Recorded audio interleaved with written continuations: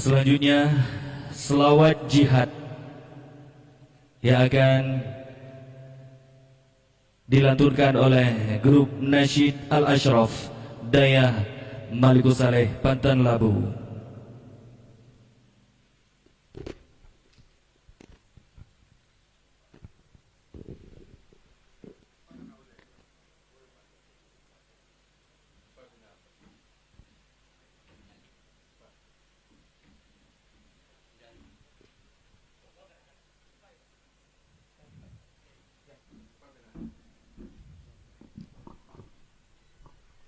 Assalamualaikum warahmatullahi wabarakatuh.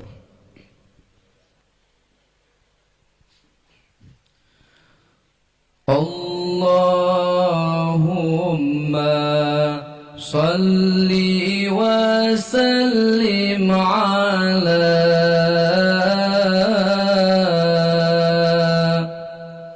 Sayyidina wa maulana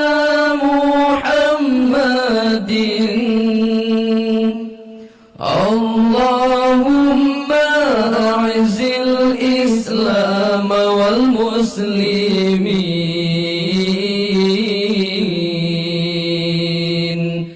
wa ahlikil kafarata wal zalimin.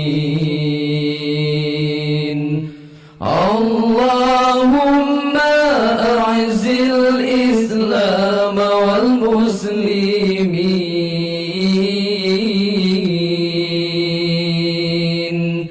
wa ahlikil kafarata wal munafiqin. Selawat salam tanya putra kepang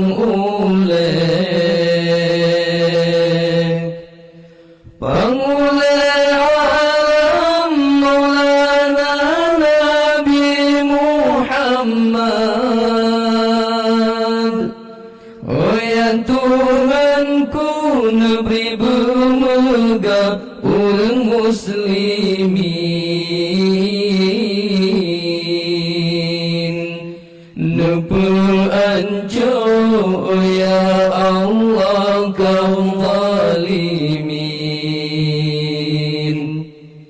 Oh ya Tuhanku, Nabi bermegah orang muslimin. Nepul anjo ya Allah kaum nafiqin. Ya ikhwana fillah taqaddamu fil jihad. Al-jihad fi hablillah. Allahu ya'muruna, Allahu yansuruna. Ya abna'ana jinsina atshi qumu min nawmikum fanzuru ila watnikum. Ya abna'ana jinsina atshi قوموا من نومكم فانظروا إلى وطنكم. Saudara kamu sabotalo dalam Islam, berdata berjuang,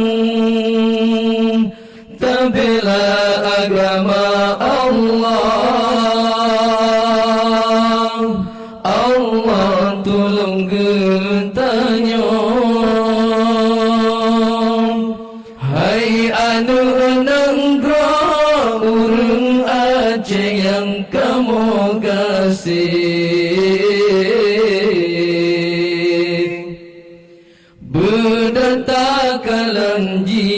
jita nang roka be phang phong